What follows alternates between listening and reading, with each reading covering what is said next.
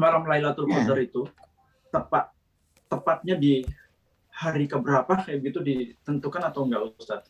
Dan bagaimana nih Ustadz cara untuk mendapatkan malam Lailatul Qadar tersebut? Dan kriteria orang seperti apa sih yang kira-kira akan mendapatkan malam Lailatul Qadar tersebut Ustadz?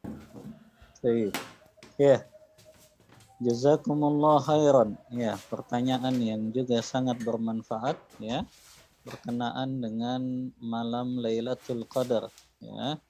Karena inilah keutamaan yang ada dalam bulan Ramadan yang Allah menyebutkan ya, inna anzalnahu fi lailatul qadar wa ma adraka ma lailatul qadri lailatul qadri khairun min alfi syahr ya.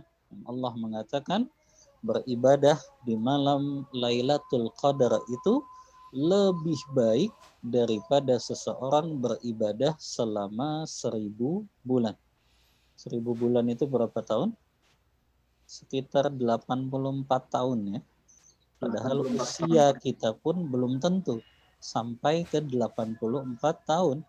Karena Rasulullah mengatakan a'maru ummati baina sittin wa sab'in.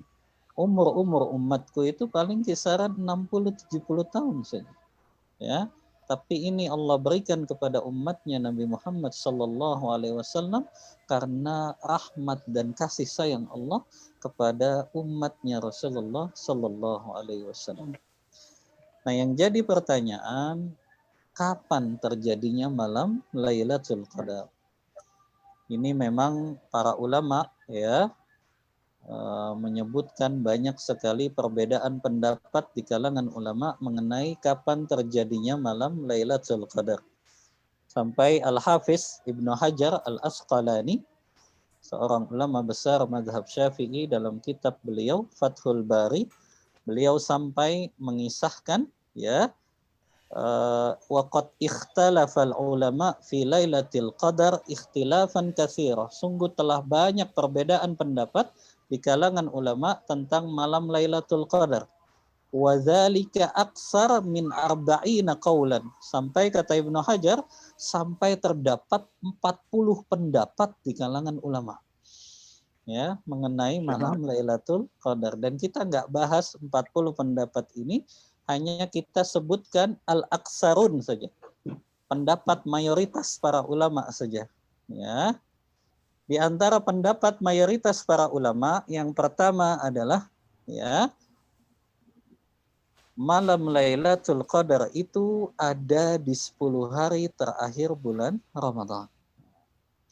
Ini yang para ulama mayoritas bersepakat ya, karena mereka sepakat dengan hadis sahih yang diriwayatkan oleh Imam Bukhari dan Imam Muslim dalam kitab sahihnya, bahwasannya Rasulullah bersabda, fabtagu lailatul qadri fi ashril awakhir.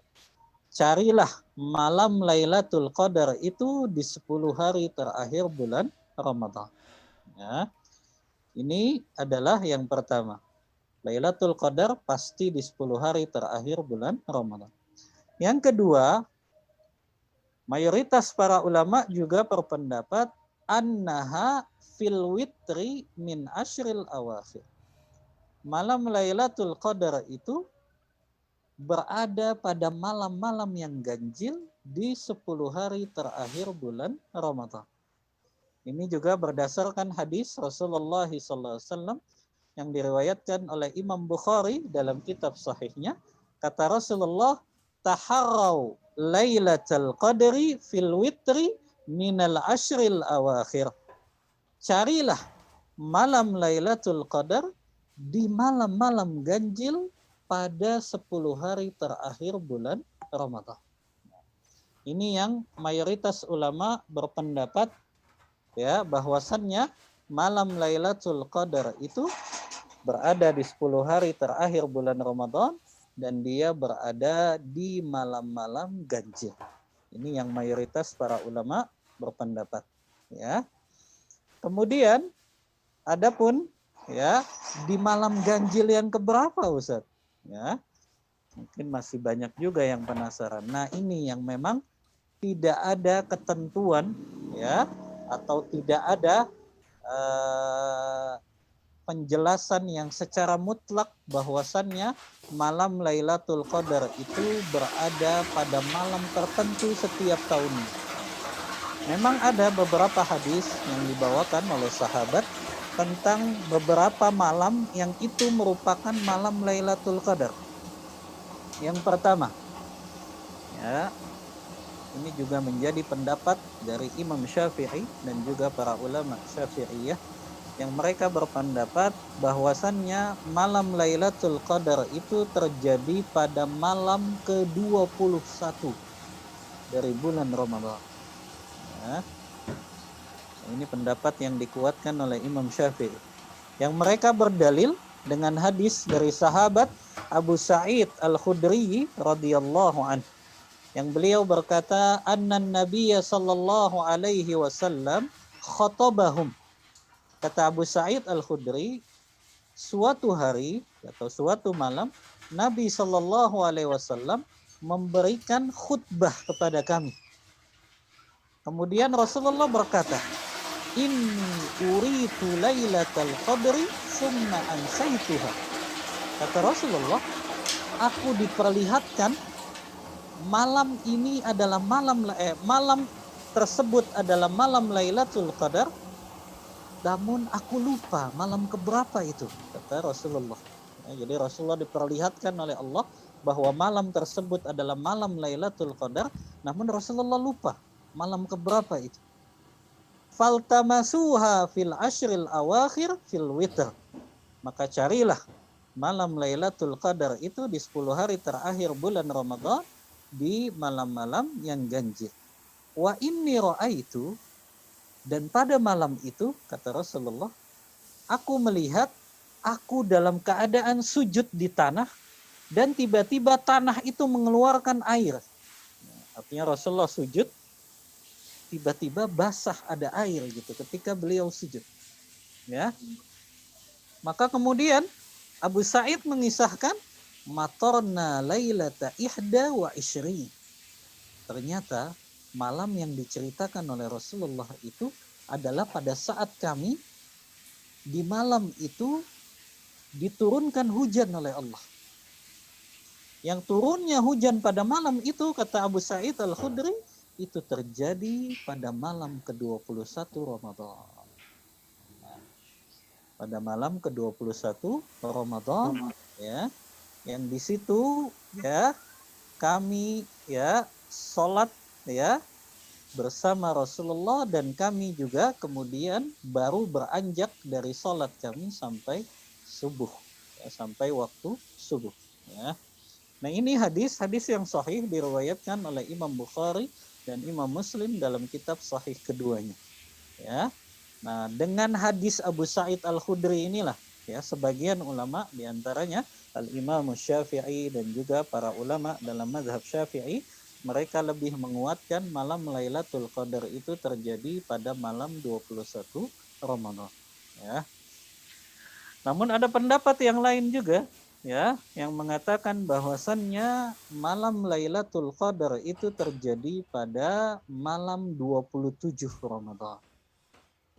Inilah pendapat mayoritas para sahabat Rasulullah dan pendapat juga yang dipegang oleh mayoritas kebanyakan para ulama ya. Karena mereka berdalil dengan hadis Ubay bin Ka'ab, sahabat Rasulullah ya. Yang Ubay bin Ka'ab radhiyallahu an, beliau sampai bersumpah ya bahwasannya malam Lailatul Qadar itu terjadi pada malam 27 Ramadan. Ya. Yang sumpahnya beliau ini diriwayatkan juga oleh Imam Muslim dalam kitab sahih beliau. Bahwasannya Lailatul Qadri fi lailatis sabi' wal ishrin. Malam Lailatul Qadar itu kata Ubay bin Ka'ab itu terjadi pada malam 27 Ramadan. Ya. Namun pendapat yang lebih kuat wallahu taala a'lam ya.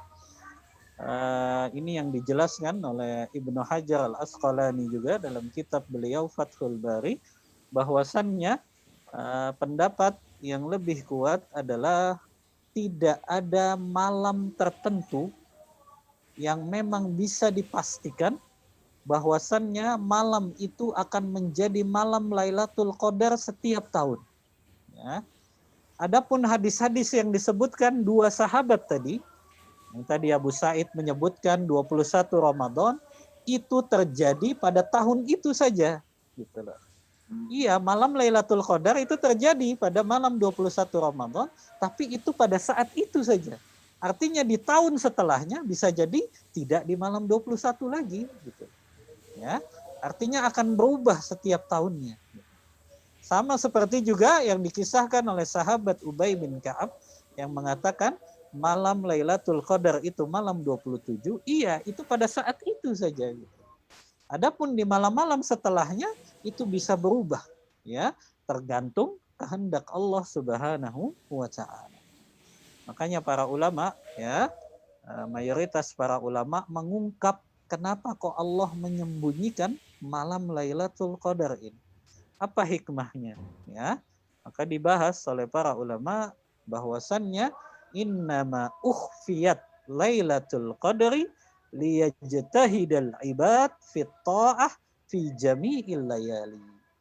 Kenapa kok Allah sembunyikan? Allah tidak beritahukan secara spesifik kapan terjadinya malam Lailatul Qadar. Di antara hikmahnya agar hamba-hambanya ini senantiasa bersungguh-sungguh dalam beribadah ketaatan kepada Allah di setiap malam bulan Ramadan.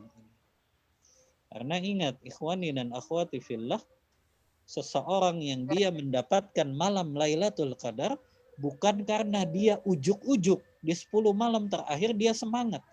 Enggak. Tapi semangatnya kita di 10 hari terakhir Ramadan itu merupakan sebab dari ibadah kita di awal Ramadan. Kalau kita memulai start kita di bulan Ramadan ini dengan start yang bagus dan kita pertahankan start kita dalam ibadah itu sampai puncaknya di 10 hari terakhir Ramadan, maka Allah pun akan memudahkan kita di 10 hari terakhir Ramadan ini untuk lebih giat lagi di dalam beribadah. Jadi sebetulnya ditentukan dari start awal kita di Ramadan gitu. Kalau start awal kita sudah buruk, kemungkinan di 10 hari terakhir juga kita akan jatuh tersungkur buruk gitu. Maka ini yang harus kita pahami, ya. Jadi bukan berarti nyantai aja lah malam 1 sampai 20 Ramadan, nanti baru 10 hari terakhir semangat. Nggak akan bisa seperti itu. Ya, karena yang menentukan justru di awalnya, di startnya dia ketika Ramadan gitu. Kalau di startnya sudah buruk, maka akhirnya juga akan menjadi buruk. Ya, makanya ya kalau kita ingin betul-betul ya mendapatkan malam Lailatul Qadar ini, rubah ya cara pandang kita di dalam beribadah di bulan Ramadan ini. Ya, karena cara pandang yang keliru itu kan ada dua ya. Ada orang yang semangatnya di hari-hari pertama saja di bulan Ramadan, tapi justru di 10 hari terakhir dia sudah sibuk dengan perkara-perkara duniawi, ya. Dia sudah sibuk dengan promo-promo lebaran, ya. Karena memang banyak sekali yang kasih promo ya. Dari mulai mall-mall, supermarket sampai pemakaman loh. Ya. Saya Sabtu kemarin mendampingi ikhwah yang qadarullah di Bekasi sini meninggal dunia dan dikuburkan ya di salah satu pemakaman yang terkenal agak elit lah, pemakaman Muslim Al-Azhar Memorial Garden. Subhanallah.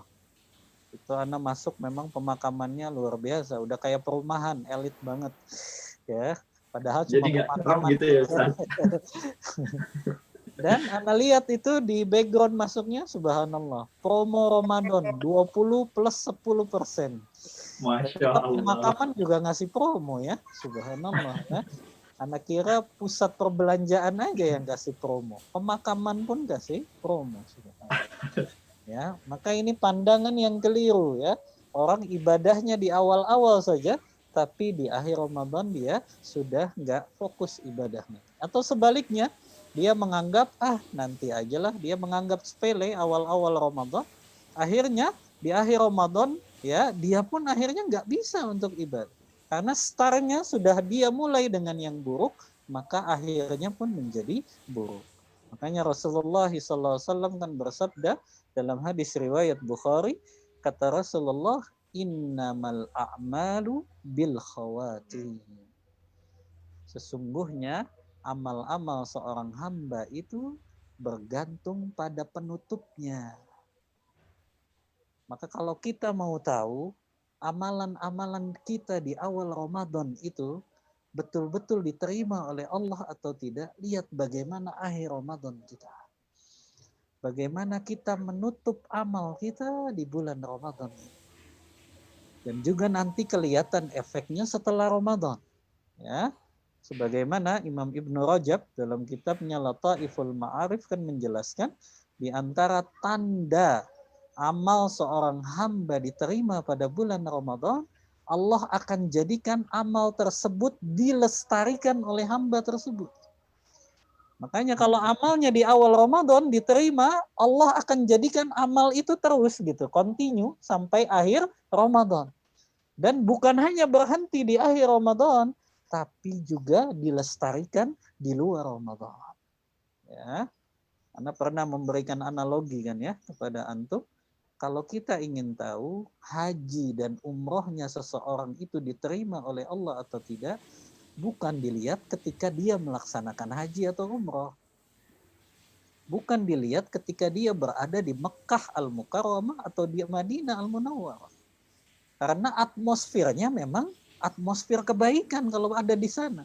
Siapa yang tidak semangat kalau melihat Masjidil Haram, ya, yang sholatnya kita di Masjidil Haram itu sama dengan kita 100.000 kali sholat di luar Masjidil Haram. Ya, itu 1 kali sholatnya. Maka wajar kalau seseorang dia kalau mendengar azan dia sudah langsung lari, ya. Kalau dia ketinggalan berjamaah bersama imam di Masjidil Haram dia menyesal, ya. Cuma yang jadi pertanyaan, bisa nggak kita menjadikan itu sebagai yang kita lakukan sehari-hari di luar Masjidil Haram? Artinya ketika kita kembali ke Indonesia, bisa nggak kita seperti itu? Ketika azan kita langsung buru-buru, ya. Ketika qomat kita lari, ya. Atau ketika kita ketinggalan berjamaah kita nyesel luar biasa. Kan harusnya itu yang kita bawa ketika kita selesai melaksanakan haji dan umrah. Nah itu diantara tandanya kan diterima amalnya gitu. Kalau dia bisa berjamaah terus di Masjidil Haram, di Masjid Nabawi, kenapa dia nggak bisa berjamaah ketika pulang ke Indonesia? Kan gitu. Kalau dia bisa menutup aurat selama melaksanakan umroh dan haji, kenapa kok dia pulang ke Indonesia, dia buka lagi auratnya? Kalau dia bisa tilawah selama di Masjidil Haram dan Masjid Nabawi atau selama di Mekah dan Madinah, kenapa kok dia ketika kembali ke tanah air, dia nggak tilawah lagi? Nah ini kan sama sebetulnya seperti Ramadan. Hanya bedanya mungkin kalau Mekah Madinah itu tempat yang mulia, kalau Ramadan itu waktu yang sangat mulia. Ya, sebetulnya kan sama saja analoginya. Kalau di bulan Ramadan kita bisa sholat berjamaah, kenapa kok di luar Ramadan kita nggak bisa sholat berjamaah? Jangan-jangan amal kita nggak diterima. Kan itu yang harusnya menjadi introspeksi kita gitu. Dan ini untuk mengukur diri kita masing-masing ya, bukan untuk menghakimi ibadahnya orang. Enggak, kita lebih sibuk mengurus aib-aib diri kita sendiri. Ya, artinya ini yang jadi introspeksi kita sih. Ya, masing-masing kita memuhasabah ya, kalau ada amalan-amalan loh, kok setelah selesai Ramadan, amalan itu terjun bebas, kita tinggalkan udah. Ya. Kalau di bulan Ramadan kita bisa sholat malam, ya minimal di luar Ramadan pun kita mengamalkan itu minimal 1 rakaat sholat witir saja nggak apa-apa. Minimal dia masih menjaga sholat malamnya itu, ya. Kalau di Ramadan dia bisa tilawah Al-Quran, kenapa kok di luar Ramadan dia tidak tilawah Al-Quran? Ya, padahal minimal dia bisa membaca 3 ayat, 5 ayat, ya. Itu berarti sudah satu tanda amalnya diterima oleh Allah. Ya. Nah maka ini yang harus kita pahami bahwasannya Ramadan ini adalah tarbiyah kita, ya, sarana pendidikan kita yang nanti buahnya, efeknya itu akan terlihat setelah kita keluar dari bulan Ramadan ini. Dan efeknya juga terlihat nanti di 10 hari terakhir bulan Ramadan. Ya. Adapun amalan-amalan yang bisa kita lakukan di 10 hari terakhir Ramadan, ya, di antaranya Rasulullah SAW yang beliau lakukan, ini testimoni ibunda kita Aisyah radhiyallahu anha dalam hadis Bukhari Muslim. Kata Aisyah, kana Nabi sallallahu alaihi wasallam idza dakhala al-ashru shadda mi'zarahu wa ahya lailahu wa aiqadha ahlah. Kata Aisyah ibunda kita, Nabi sallallahu alaihi wasallam kalau sudah masuk 10 hari terakhir Ramadan, maka beliau mengencangkan ikat pinggang beliau. Ya. Dan beliau menghidupkan malam-malamnya dan beliau membangunkan keluarganya. Ya. Syadda mi'zarahu, makna mengencangkan ikat pinggang di sini. Ibnu Hajar al-Asqalani dalam Fathul Bari menjelaskan ada dua pendapat di kalangan para ulama. Yang pertama, makna mengencangkan ikat pinggang beliau adalah beliau ya'tazilun nisa. Beliau tidak berhubungan dengan istri-istri beliau. Karena memang Rasulullah kalau sudah masuk 10 hari terakhir Ramadan, beliau beriktikaf di masjid. Yang Allah Ta'ala berfirman dalam surah Al-Baqarah ayat 187, وَلَا تُبَاشِرُهُنَّ وَأَنْتُمْ عَاكِفُونَ فِي الْمَسَاجِدِ. Dan janganlah kalian berhubungan dengan istri-istri kalian pada saat kalian beriktikaf di masjid. Dan hadis riwayat Bukhari juga yang mengatakan Rasulullah SAW itu beriktikaf di 10 hari terakhir bulan Ramadan, dan itu beliau lakukan setiap tahun. Setiap tahun. Di tahun terakhir, artinya di tahun ketika beliau akan wafat, beliau bahkan beriktikaf 20 hari Ramadan. Ini menunjukkan amalan pertama yang bisa kita lakukan kalau memang memungkinkan, ya. Anda nggak tahu. Di Jepang sudah dibolehin belum iktikaf? Belum. Iktikaf Di masjid udah dibolehkan belum? Belum. Belum, karena biasanya masjid tempat tinggal kami dari masjid juga jauh, Ustaz. Oh iya, jauh ya. Taib. Iya. Jarak, Nah, biasa jarak 1,5 jam, 3 jam itu paling Masya Allah. Iya. Taib. Iya, kalau memang memungkinkan ya untuk iktikaf, ya, supaya kita lebih fokus dalam beribadah, maka kita usahakan untuk iktikaf, ya. Alhamdulillah beberapa masjid juga di Indonesia sudah mengadakan iktikaf, cuma memang syaratnya agak ketat, harus swab antigen terlebih dahulu. Ya. Taib, ini yang pertama ya yang bisa kita lakukan, yaitu melakukan iktikaf. Yang kedua ya, tentu kita menjaga sholat-sholat fardu kita. Nah, ini yang paling utama ya, kita usahakan sholat fardu kita ini tidak ketinggalan berjamaah di 10 hari terakhir bulan Ramadan. Ya, karena ini adalah amalan yang paling dicintai oleh Allah. Ya, dalam hadis Arba'in yang sudah pernah kita bahas, ya, ketika Allah mengatakan, wa ma taqarraba ilayya 'abdi bi syai'in ahabbu ilayya mimma aftaradtuhu alaih. Kata Allah Ta'ala kan dalam hadis qudsi, tidaklah ada satu amalan yang lebih aku cintai yang dilakukan oleh hamba dalam rangka mendekatkan diri kepadaku, kecuali itu adalah amalan-amalan yang fardu. Jadi amalan yang fardu itu paling dicintai oleh Allah. Maka jaga sholat berjamaah kita di masjid bersama imam selama 10 hari terakhir bulan Ramadan ini. Kemudian juga ya, amalan yang bisa kita lakukan, jaga juga sholat isya dan subuh kita. Karena ada dalil khusus mengenai sholat isya dan subuh ini. Rasulullah SAW bersabda, ya,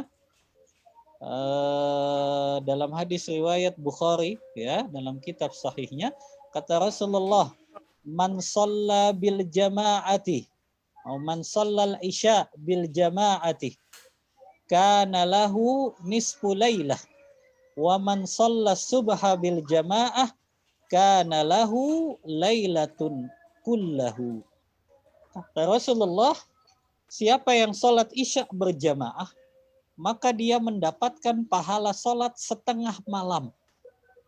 Dan siapa yang sholat berjamaah subuh bersama imam, maka dia mendapatkan pahala seperti orang yang sholat semalam suntuk. Maka berarti kalau kita sholat isya tepat pada malam Lailatul Qadar bersama imam secara berjamaah, maka sholat isya itu adalah sholat isya yang lebih baik daripada sholat isya yang dilakukan selama 84 tahun. Ini kan keutamaannya. Karena waktu malam Lailatul Qadar itu dihitung dari setelah maghrib itu. Setelah maghrib itu kan sudah berlangsung malam. Ya, maka kalau sholat maghrib kita, sholat isya kita, sampai sholat subuh kita lakukan berjamaah. Dan itu tepat di malam Lailatul Qadar, maka sholat yang kita lakukan itu lebih baik dari 84 tahun sholat yang kita lakukan. Maka jaga sholat-sholat berjamaah kita, khususnya sholat isya dan subuh ini. Karena sholat isya dan subuh itu kita dapat pahala seperti seolah-olah orang yang sholat semalam suntuk. Makanya di antara pendapat Imam Syafi'i, orang yang menjaga sholat isya dan subuhnya di 10 hari terakhir Ramadan, kemungkinan besar dia mendapatkan malam Lailatul Qadar. Karena Rasulullah mengatakan seolah-olah dia sholat semalam suntuk. Gitu. Ketika dia menjaga sholat isya dan subuhnya secara berjamaah. Baik. Kemudian juga amalan yang bisa kita lakukan, ya, tentu menjaga sholat tarawih dan witir kita bersama imam sampai imam selesai. Ya. Ini juga hadis, ya, yang sahih yang diriwayatkan oleh Imam Tirmidzi dalam kitab sunannya, bahwasannya Rasulullah bersabda, man shalla ma'al imam fi lailati Ramadan hatta yansarifa kutiba lahu qiyamul lailah. Siapa yang sholat bersama imam di malam bulan Ramadan sampai imamnya selesai, maka dia mendapatkan pahala seperti orang yang melakukan sholat semalam suntuk. Sudah berapa pahala sholat semalam suntuk tuh kita dapatkan. Tadi jaga sholat isya dan subuh, kita dapat pahala sholat semalam suntuk. Ini kita jaga tarawih dan witir kita bersama imam sampai imam selesai, kita dapat juga pahala orang yang sholat semalam suntuk. Subhanallah. Kita jaga ini di 10 hari terakhir Ramadan. Ya. Kemudian yang juga harus kita jaga di 10 hari terakhir bulan Ramadan, agar kita mendapat malam Lailatul Qadar, jaga tilawah Al-Quran kita minimal 100 ayat di setiap malam. Di 10 hari terakhir malam bulan Ramadan, baca Al-Quran di malam-malam 10 hari terakhir ini minimal 100 ayat. Karena ada keutamaannya. Dalam hadis yang diriwayatkan oleh Imam Ad-Darimi dalam kitab sunannya, hadis ini dihasankan oleh Syekh Albani, kata Rasulullah SAW, man qara'a mi'ata ayatin fi lailatin, siapa yang membaca Al-Quran 100 ayat saja, minimal 100 ayat di malam hari, maka kutibalahu kunutu lailah, Allah pun akan mencatatkan pahala untuknya seperti orang yang sholat semalam suntuk. Berapa pahala semalam suntuk itu kita dapatkan kalau kita jaga ibadah ini. Jaga sholat isya dan subuh berjamaah di masjid, jaga sholat tarawih dan witir kita bersama imam sampai imam selesai di masjid, dan jaga tilawah Al-Quran kita minimal 100 ayat di setiap malam, khususnya di 10 hari terakhir bulan Ramadan. Kita dapat pahala semalam suntuk yang begitu banyak gitu.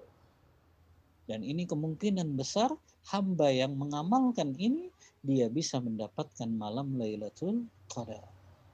Ya.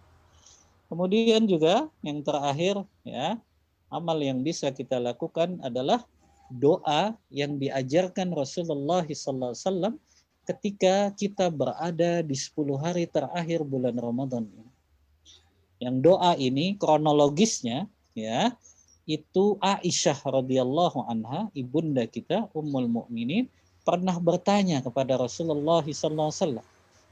Kata Aisyah, "Ya Rasulullah, wahai Rasulullah, aro'aita in alimtu ayyu lailatin lailatul qadar?"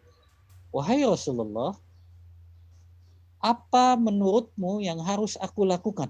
Atau apa yang harus aku baca ketika aku mengetahui bahwa malam itu adalah malam Lailatul Qadar? Maka apa kata Rasulullah?